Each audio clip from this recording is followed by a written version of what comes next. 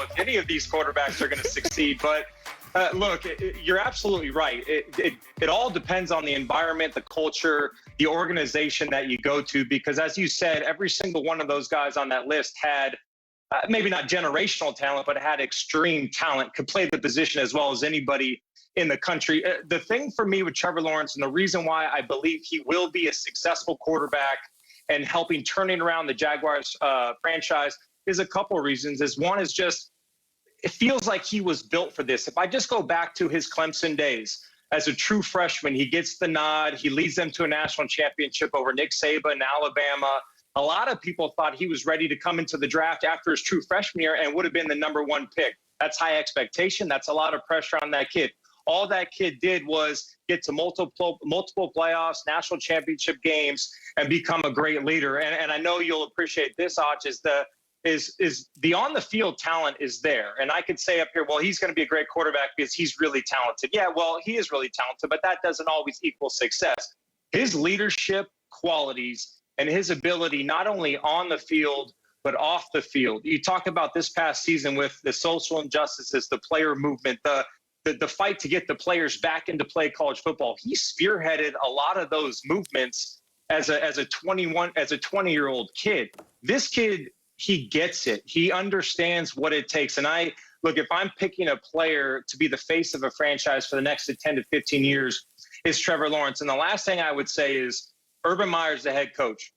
I got to know Urban very well the last couple of years. I consider him a very close friend. I really examined and studied what makes him tick and what made him so special and how he brought that to our Big Noon Kickoff show. There is one thing that I'll tell you right now is that dude, that coach is one of the most competitive people I've ever been around.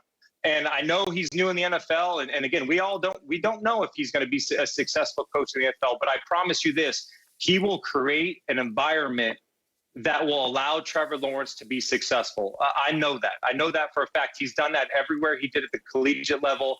He's going to do that at the NFL level with the assets they have, the salary cap, the good young core pieces that they have, they can build around. Again, it's an opinion, and again, statistics, historically, traditionally, more times than not, these #1 picks fail. I just don't think that's the case with Trevor Lawrence. I think he's a special player. He's a special leader. And I believe he will get the Jaguars back to relevance and get them to multiple playoff appearances. Appreciate that, Matt. Stay right there. Coming back to you shortly. But Bucky, joined by NFL analyst Bucky Brooks, you answer me this. Is Trevor Lawrence more likely to succeed or fail in the NFL? Oh, he is absolutely going to succeed. And he's going to succeed because Matt really outlined the reasons that I believe he's going to be successful. It's not about the talent, because the talent is extraordinary. We've seen guys that have come in, been 5-star recruits, have all the tools that you want. But this is about his leadership ability. Matt alluded to the last offseason when he took the lead at Clemson and got college football back to playing. And then we think about the social injustice and the things that he did for his teammates. At the end of the day, the quarterback position is a leadership position. It is one where your quarterback is supposed to give everybody else in the organization hope. When you think about Trevor Lawrence and all the things that he was able to do at Clemson, when he stepped on the field, the optimism sprung because people knew that our quarterback would figure out a way to get it done. And I think in Jacksonville, that has never happened. They've never had an A-level quarterback to step in like that. And when you marry him with Urban Meyer, someone who has a track record for getting it done, that's when the success happens. I think the organization will make it right.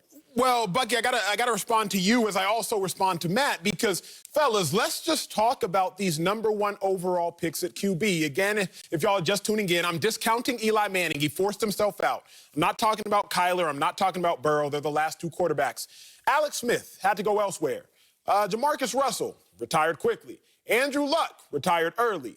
Carson Palmer had to go elsewhere. Matthew Stafford, he's now gone elsewhere. Jared Goff had to go elsewhere. Jameis Winston, he's gone elsewhere. The list goes on and on. Michael Vick, he's gone elsewhere. Literally every quarterback, except the last three, Baker Mayfield, Kyler Murray, Joe Burrow, and Andrew Luck, because he retired, they all had to go elsewhere to truly find their maximal success. Alex Smith went to an NFC championship game in San Francisco with the 49ers, but, let's be real. It was his days in Kansas City when they were winning 12 when he got there before being replaced by Patrick Mahomes, where we finally said, you know what, Alex Smith? Maybe we've seen more good than we've seen bad. Talk about Carson Palmer. He completely revitalized the Bengals from being nothingness to winning 11 games. But remember, it's really what he did with Bruce Arians and the Arizona Cardinals when they went to an NFC Championship game, I believe, against the Carolina Panthers, where we said,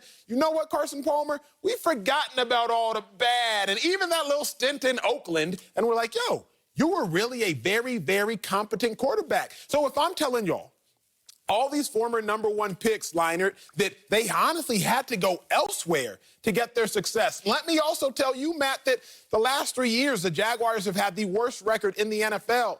9 of their last 10 years, they've had at least 10 losses. How can you be so convinced that Trevor Lawrence, with limited help as it stands right now, will find a way to turn that Jaguars organization around? Well, listen, they were in the playoffs not too long ago with Blake Bortles, a handful of seasons ago with that defense. And again, it's, these teams are cycles. And I firmly believe in what Trevor Lawrence can do. And Bucky both talked about the leadership and the persona and the personality that he has. Guys are going to follow. That city is going to follow. The ownership, the general manager, all of those guys. And look, this is my opinion. I was around Urban Meyer. I believe Coach is anything he touches turns to gold. And the NFL is, and I told him before he made those decisions to be a head coach in the NFL, hey, it's a different beast up there. This isn't college, this is the NFL. It's a business. These are grown men, but Coach is a special guy now, and he gets it. And I know he did his diligence, his research, and on building a staff and the organization and what does it take to build. And he will stop at nothing to build a winning organization in Jacksonville. That's going to be his signal caller right there that he believes is going to lead this team back to a playoff, maybe even a Super Bowl. But Acho, just a few years ago, they were in the playoffs. So, this team, look, they're a really young roster. They got a lot of, they got tons of draft picks for the next couple years. If they can make some right decisions here up top from the ownership to the general manager to Coach Meyer, this is a team, especially in that division with what do we know what's going to happen with Deshaun and Houston. Obviously, Tennessee's a good football team, solid team.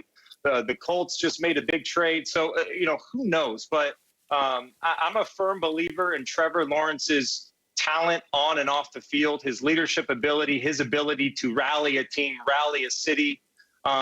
Just like we said, he rallied the whole country of college football players to get back on the field.